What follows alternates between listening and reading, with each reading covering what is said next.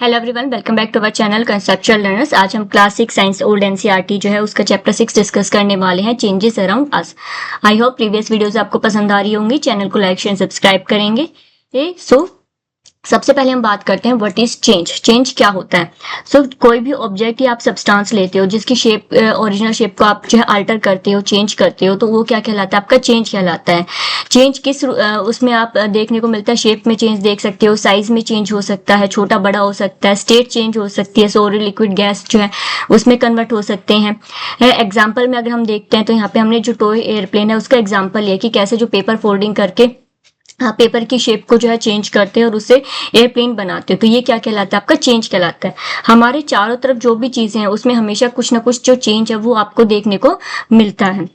Example, day से night में convert होना चेंज होता है। रो राइस का कुकड राइस में जब आप खाना बनाते हो वो चेंज होता है। आइस का वाटर में यहाँ पे आप स्टेट देख सकते हो, सॉलिड से लिक्विड स्टेट में कन्वर्ट हो रहा है। चाइल्ड जो होता है उसका अडल्ट में चेंज होना भी एक जो आप उसकी फॉर्म है, उसका जो साइज है उसमें चेंज आ रहा है।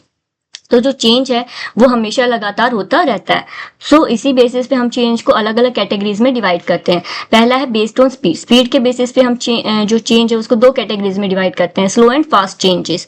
फिर रिवर्सिबिलिटी के ही बेसिस पे हम उसको दो कैटेगरीज में डिवाइड करते हैं, रिवर्सिबल एंड इरिवर्सिबल। इन सबको हम वन बाय वन अभी डिस्कस करेंगे आगे वीडियो में। अकरेंस के बेसिस पे हम अगेन उसको दो टाइप्स में डिवाइड करते हैं, पीरियोडिक की एंड नॉन पीरियोडिक। फिर नेचर के बेस्ड पे physical and chemical change. Let's start. अब वन बाय वन हम इन चेंजेस को डिस्कस करते हैं। सबसे पहले हम बात करते हैं स्पीड के बेसिस पे। स्पीड के बेसिस पे जो चेंज होता है वो दो टाइप का होता है, स्लो एंड फास्ट चेंजेस। जो स्लो चेंज होता है आपको उसको होने में काफी ज्यादा टाइम लगता है, उसको आप इजिली ऑब्जर्व नहीं कर सकते हो। इसके एग्जाम्पल्स अगर आप देखोगे तो ग्रोथ ऑफ प्लांट जो है, धीरे धीरे एक प्लांट जो होता है वो ग्रो होता है, एकदम से वो अपने फुल साइज में नहीं आ जाता। ये कैसा चेंज है? स्लो चेंज है, इसको होने में टाइम लगता है। ऐसे ही रस्टिंग ऑफ आयरन है, एकदम से नहीं होती है, स्लो प्रोसेस है। फॉर्मेशन ऑफ कर्ड हो गई, एकदम से नहीं होता है, ठीक है। मिल्क को जमने में धीरे धीरे टाइम लगता है। सीजन्स जो है उनको एक सीजन से दूसरे सीजन में आने में टाइम लगता है। तो ये क्या है? स्लो चेंजेस है और इनको आप एक इंस्टेंटली ही जो है ऑब्जर्व नहीं कर पाते। अगर हम फास्ट चेंज की बात करते हैं तो ये क्विकली होते हैं। आप कह सकते हो जैसे ही आप पलक झपकाते हो वैसे ये जो चेंज है वो हो जाता है, इसको आप इजीली नोटिस कर पाते हैं। एग्जांपल्स जैसे बर्निंग ऑफ पेपर हो गया, ब्लोइंग बलून हो गया, ठीक है, ग्लास का ब्रेक होना हो गया, जो क्रैकर्स हैं उनका बर्स्ट होना हो गया। तो ये क्या है? फास्ट चेंजेस हैं जो क्विकली होते हैं और आप इनको इजिली नोटिस कर सकते हो। यहाँ पे आप देख सकते हो जो ग्रोथ है ह्यूमन बींग्स की, वो किसका एग्जाम्पल है? चेंज इन साइज का एग्जाम्पल है। क्योंकि जो चाइल्ड है वो धीरे धीरे जो है ग्रो होना स्टार्ट होता है और अडल्टहुड की जो फॉर्म है उसमें जाता है। यहाँ पे आप अलग अलग जो स्टेजेस हैं वो देख सकते हो चाइल्ड डेवलपमेंट की, infancy, toddlerhood, pre school, school age and adolescence. ये कैसा चेंज है? एक स्लो चेंज है। इस चेंज को होने में, यहाँ इस स्टेज से लेके यहाँ तक होने में काफी ज्यादा टाइम लगता है और ये इंस्टेंटली आप इसको ऑब्जर्व नहीं कर सकते। उसको काफी टाइम, जब बच्चा धीरे धीरे करके इस स्टेज पे आ जाता है जब आपको उसको ऑब्जर्व होना स्टार्ट होता है। नेक्स्ट अगर हम बात करते हैं तो यहाँ पे स्टेजेस ऑफ प्लांट ग्रोथ, इसमें भी आप देख सकते हो ये स्लो चेंज का एग्जांपल है। कैसे जो सीड है वो जर्मिनेट होता है, धीरे धीरे बड़ा होता है और फाइनली ही इस स्टेज पे आ जाता है कि उसमें जो फ्रूट्स होते हैं वो ग्रो होना स्टार्ट हो जाते हैं। तो ये भी किसका एग्जाम्पल है? एक स्लो चेंज का एग्जाम्पल है। सिमिलरली जो रस्ट फॉर्मेशन है, यहाँ पे आप देख सकते हो आयरन के ऊपर जो रस्ट फॉर्मेशन है वो होना स्टार्ट हो रही है। तो ये कैसे एग्जाम्पल है? स्लो चेंजेस के एग्जाम्पल है। फास्ट चेंजेस में बर्निंग ऑफ पेपर है, बर्स्टिंग ऑफ बलून है। जैसे ही आप उस नीडल को प्रिक करते हो बलून के अंदर तो वो ब्रस्ट हो जाता है। जो ग्लास है उसका ब्रेक होना भी कैसा चेंज है? फास्ट चेंज है, एकदम से होता है। Now next is physical changes. Nature के बेसिस पे हम चेंज को दो कैटेगरीज में डिवाइड करते हैं, एक है फिजिकल चेंज, दूसरा है केमिकल चेंज। जो फिजिकल चेंज होता है उसमें जो फिजिकल प्रॉपर्टीज होती हैं, कोई भी ऑब्जेक्ट जो आप सब ले रहे हो उसकी फिजिकल प्रॉपर्टीज में चेंज आता है, ठीक है। इसमें कोई भी जो न्यू सब्सटेंस या न्यू प्रोडक्ट है उसकी फॉर्मेशन नहीं होती है। एग्जांपल में देखें तो हम चॉपिंग ऑफ वुड, यहाँ पे जो वुड कटिंग हो रही है किसका एग्जांपल है? फिजिकल चेंज का एग्जांपल है। फिजिकल चेंज में शेप चेंज हो सकती है, साइज चेंज हो सकता है, स्टेट चेंज हो सकती है। जैसे वाटर का आइस में कन्वर्ट होना, आइस का वाटर में कन्वर्ट होना, जो फिजिकल प्रॉपर्टीज हैं वो चेंज हो सकती हैं, लेकिन इसमें कोई भी जो न्यू सब्सटेंस है उसकी फॉर्मेशन नहीं होती है। तो ये इसमें मोस्ट इंपॉर्टेंट पॉइंट है। यहाँ पे देखो एग्जांपल्स की अगर हम बात करते हैं तो मेल्टिंग ऑफ आइस जो है वो इसका एग्जांपल है, ब्रेकिंग ऑफ ग्लास उसकी सिर्फ हमने को चेंज शेप को चेंज किया है, ठीक है, साइज में चेंज आया है, बाकी उसकी प्रॉपर्टीज वैसी ही है, तो ये किसका एग्जांपल है, फिजिकल चेंज का। कटिंग ऑफ वुड हमने खाली उसकी शेप एंड साइज को चेंज किया है। सोल्ट जो है अगर आप उसको डिजोल्व कर रहे हो वाटर के अंदर तो वो भी किसका एग्जाम्पल है, फिजिकल चेंज का एग्जाम्पल है, क्योंकि वहां पे हमने उसकी जो केमिकल प्रॉपर्टीज है उसमें चेंज नहीं लाया, सिर्फ उसकी फिजिकल प्रॉपर्टीज में एक चेंज आया है। अगर आप उसको दोबारा से इवेपोरेट कर दोगे जो सॉल्यूशन है तो आपको दोबारा से जो सोल्ट और वाटर है दोनों सेपरेट मिल जाएंगे। तो ये किसका एग्जांपल है, फिजिकल चेंज का एग्जांपल है। जो फिजिकल चेंजेस हैं वो कैसे होते हैं, जनरली रिवर्सिबल होते हैं, यानी कि अगर एक बार वो हो गए हैं तो उससे को आप वापस से उसकी पहली वाली फॉर्म में जनरली ला सकते हो। टेम्परेरी होते हैं, कुछ टाइम के लिए रहते हैं और इसमें कोई भी केमिकल जो रिएक्शन है वो इन्वॉल्व नहीं होती है। Now next, chemical change. Chemical change में जो सब्सटेंस होती है वो एक केमिकल प्रोसेस के अंदर को जाती है, ठीक है, केमिकल कंपोजिशन जो है उसमें नया प्रोडक्ट जो है वो बनता है। सो इरिवर्सिबल होती हैं ज्यादातर जो केमिकल चेंज होते हैं, जैसे बर्निंग ऑफ वुड। अगर आप वुड को बर्न कर दोगे तो आप उसको ओरिजिनल स्टेट में नहीं ला सकते हो, ठीक है। सिमिलरली यहाँ पे जो चेंज है उसमें नई सब्सटेंस की फॉर्मेशन होती है, क्योंकि केमिकल रिएक्शन इन्वॉल्व हो रही है, केमिकल रिएक्शन हो रही है। यहाँ पे एग्जांपल्स बर्निंग ऑफ पेपर हो गया, rusting of iron, cooking food, curd formation, ये सब किसके एग्जांपल हैं, केमिकल चेंज के एग्जाम्पल है, क्योंकि इसमें आप इन सभी चीजों की जो ओरिजिनल स्टेट है वो अगर उनको वापस नहीं ला सकते हो। इंडिकेटर्स क्या क्या होते हैं इसके, चेंज इन कलर, कलर में चेंज आना केमिकल चेंज का एग्जाम्पल है। हीट एंड लाइट अगर प्रोड्यूस होते हैं, जैसे ब्रस्टिंग ऑफ क्रैकर्स है उसमें आप हीट और लाइट जो है दोनों प्रोड्यूस होते हैं, यानी कि वहां पे केमिकल चेंज हुआ है। गैस रिलीज होना, ठीक है, कोई ना कोई गैस जो है वो रिलीज होती है, उस नई सब्सटेंस जो है उसकी फॉर्मेशन होती है। सो ये सारे इंडिकेटर्स हैं किसके, केमिकल चेंज के। नेक्स्ट, रिवर्सिबल चेंजेस, वो चेंजेस जिसको आप उनकी ओरिजिनल सब्सटेंस में या शेप में रिवर्स कर सकते हो, पहले से ओरिजिनल फॉर्म में ला सकते हो। जैसे कि यहाँ पे एग्जांपल है, जो वाटर है उसको अगर आप कूल करोगे तो वो आइस की फॉर्म में आ जाएगा, और आइस को जब हीट करोगे तो वापस से वो अपने लिक्विड स्टेट में आ जाएगा। तो यहाँ पे आप सिर्फ लिक्विड जो उसकी स्टेट है उसको चेंज कर रहे हो, लिक्विड टू सॉलिड। तो ये क्या है, रिवर्सिबल चेंज है, जिसमें आप ऑब्जेक्ट हमारा सेम है, हमने सिर्फ उसकी स्टेट को चेंज किया और हम उसको रिवर्स कर सकते हैं उस चेंज को। एग्जाम्पल्स, फोल्डिंग पेपर, अगर पेपर को फोल्ड करते हो यहाँ पे देखो तो इसको आप अपनी वापस से ओरिजिनल स्टेट में ला सकते हो, क्योंकि आपने सिर्फ उसको फोल्ड किया है, उसको कट नहीं किया। मेल्टिंग ऑफ आइस हमने अभी देखा। इन्फ्लेटिंग बलून, अगर आप बलून फुला रहे हो। डिजोल्विंग शुगर इन वाटर, अगर शुगर को डिजोल्व किया है, ठीक है, तो उसको भी आप रिकवर कर सकते हो बाय इवेपोरेशन, जैसे हमने सॉल्ट को किया था। तो ये भी किसका एग्जाम्पल है, हमारा रिवर्सिबल चेंज का है। इसमें कोई भी न्यू सब्सटेंस की फॉर्मेशन नहीं होती है। Next, irreversible changes. Irreversible means जिसको आप रिवर्स नहीं कर सकते, ओरिजिनल स्टेट में नहीं ला सकते हो जो सब्सटेंस है उसको। एग्जाम्पल, अगर आपने जो एग है उसको बॉईल कर दिया तो वापस से आपको रो एग नहीं मिलेगा। जो इडली का बैटर है अगर एक बार बन गया तो आपको उसके जो इंग्रेडिएंट्स स्टार्टिंग के वो नहीं मिलेंगे। सिमिलरली अगर आपने मिल्क से कर्ड बना लिया तो वापस आप कर्ड से मिल्क नहीं बना सकते हो। तो ये क्या है, आपके वो चेंजेस है जिनको आप रिवर्स नहीं कर सकते हो। नेक्स्ट, एग्जाम्पल्स में देखें तो इसके burning paper, cooking food, rusting of iron, curd formation, इसमें जो न्यू फॉर्मेशन होती है, न्यू सब्सटेंस की केमिकल रिएक्शन आपको देखने को मिलती है। नाउ आप कैसे कैसे जो चेंज है वो ला सकते हो, कौन कौन से वेज है जिनसे चेंज ऑब्टेन किया जा सकता है। सो इसमें हम दो कंसेप्ट पढ़ेंगे, एक होता है हीटिंग का और एक होता है कूलिंग का। अगर हम बात करते हैं हीटिंग एंड कूलिंग की, जब आप हीट करते हो कोई भी सब्सटेंस है तो वो एक्सपेंड होती है, साइज उनका जो साइज है वो इंक्रीज होता है।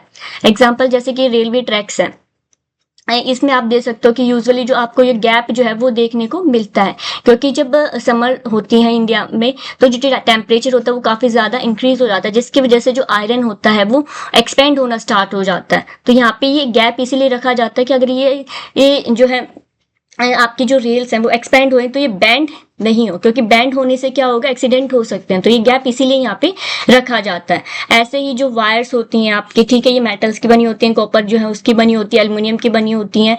तो जो समर में हीट के कारण ये लटकने लग जाती हैं, हैंग लूज हो जाती हैं, क्योंकि ये एक्सपेंड हो रहा है इसके अंदर जो मेटल है वो। सिमिलरली जो कूलिंग है, जब विंटर सीजन आते हैं तो सब जो सब्सटेंसेस हैं वो कॉन्ट्रैक्ट होती हैं, सिकुड़ती हैं, तो वापस से जब विंटर्स आती है, टेम्परेचर जो है वो डाउन जाता है नाइट के टाइम पे, तो ये जो आयरन की रेल्स हैं ये वापस से अपनी ओरिजिनल फॉर्म में आ जाती हैं और ये जो गैप है ये वापस से रिक्रिएट हो जाता है। ऐसे जो वायर्स हैं ये भी अपना जो ओरिजिनल साइज है उसको ले लेती है। तो हीटिंग और कूलिंग के इफेक्ट से हम जो है चेंजेस ला सकते हैं। यहाँ पे और भी जो एग्जांपल्स हैं आपके बुक में मेंशन है, 6 क्लास की बुक में, इसमें एक्स ऑफ आयरन का एग्जांपल दिया हुआ है कि कैसे जो एक्स होती है इस तरह से जो कुल्हाड़ी होती है, इसको थोड़ा और बड़ा बनाते हैं हम।